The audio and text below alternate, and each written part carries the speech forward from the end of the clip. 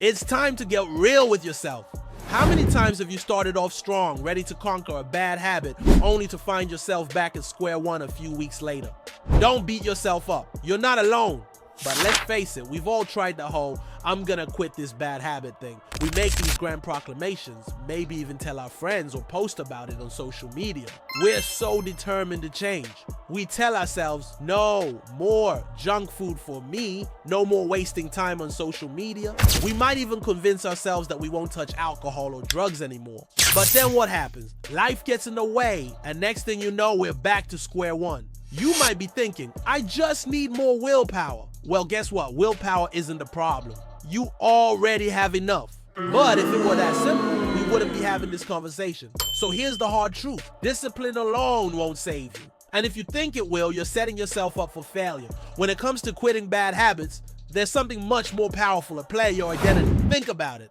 Let's say you've decided to stop drinking. You might start by avoiding situations where alcohol is present. You skip happy hour with your friends. You stay away from parties. You tell yourself, I'm not going to drink today. But then a week goes by, maybe 2 weeks or even a month. You feel pretty proud of yourself.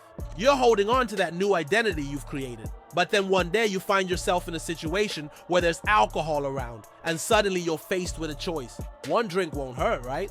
Just one to be social, to relax. And before you know it, you're back to where you started. Why does this happen? Because quitting a bad habit isn't just about willpower, it's about understanding the deeper emotions that drive those habits. What are you trying to escape from? What do you hope to achieve by indulging in that habit? When you understand the root cause of why you engage in these habits, you can start to address them more effectively. Imagine you find yourself constantly scrolling through social media. You tell yourself, I should be more productive, but I just can't help myself. Instead of beating yourself up for not being able to control your behavior, ask yourself why. Are you bored? Are you seeking validation? Or are you escaping from your problems? Once you figure out the underlying emotions driving your social media consumption, you can find healthier ways to deal with them. Maybe it's time to pick up that neglected hobby you always wanted to pursue, or reach out to a friend instead of mindlessly scrolling through posts. And here's another scenario. You're trying to break the habit of overspending, but every time you see a sale, you can't resist. Ask yourself, why do you feel the urge to buy everything on sale? Is it because you have too much free time, or do you feel a sense of excitement when you find a good deal? By understanding the emotions behind your impulse spending, you can develop strategies to overcome it. If it's boredom, find other activities to fill your time. If it's the thrill of the hunt, treat yourself to a guilt-free shopping spree once in a while. Let's talk about procrastination. We've all been there. You have an important task looming over you, but somehow you just can't seem to focus. You find yourself daydreaming, checking social media, or just staring into space. Why does this happen? Often it's not because you lack willpower, but because you haven't connected with the purpose behind the task. Ask yourself, how does this task fit into your bigger goals? Why is it important to you? When you reconnect with your why, you'll find it easier to get started. For example, let's say you're procrastinating on writing a paper. Instead of focusing on the daunting task ahead, remind yourself of the reasons why this paper matters. Is it because you want to graduate and pursue your dream career? Or is it because you genuinely enjoy learning? By connecting with the purpose of your actions, you can overcome mental roadblocks and move forward. We often try to change our habits without truly understanding ourselves, which is why we fail. Let me share a story that changed my perspective. During my coaching days, I had a client named Sarah who was struggling to quit smoking. She had tried everything: nicotine patches, gum, even hypnosis. Nothing seemed to work.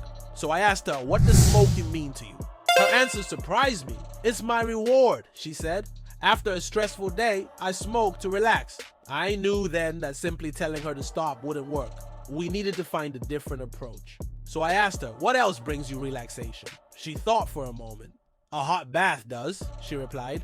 And just like that, we found a replacement habit. I suggested that instead of smoking after a stressful day, she should draw a hot bath, light some candles, and take a few deep breaths. At first it was awkward. It wasn't her usual routine, but over time it became her new reward.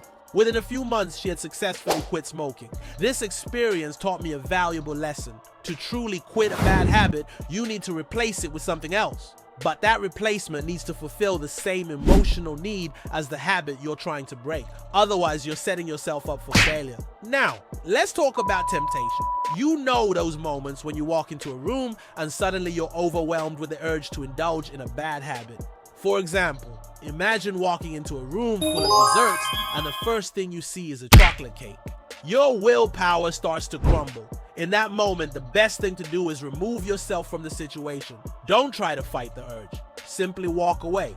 But what if you can't physically remove yourself? Let's say you're trying to focus on studying, but your phone is within arm's reach. The temptation to check your social media is too great. Here's what you do. Place your phone in a different room, or better yet, put it on airplane mode. Out of sight, out of mind. You've probably heard the advice, don't bring your phone into the bathroom with you. It's actually solid advice. Keep your phone out of sight during activities like studying or eating.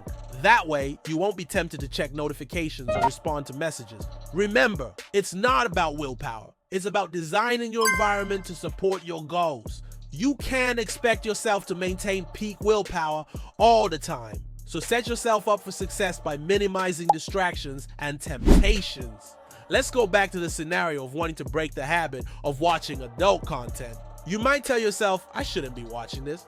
But then what? You still end up watching it. Why does this keep happening? Well, let me ask you a question. Does watching adult content make you feel good? If yes, then what do you think would happen if you make it harder to access?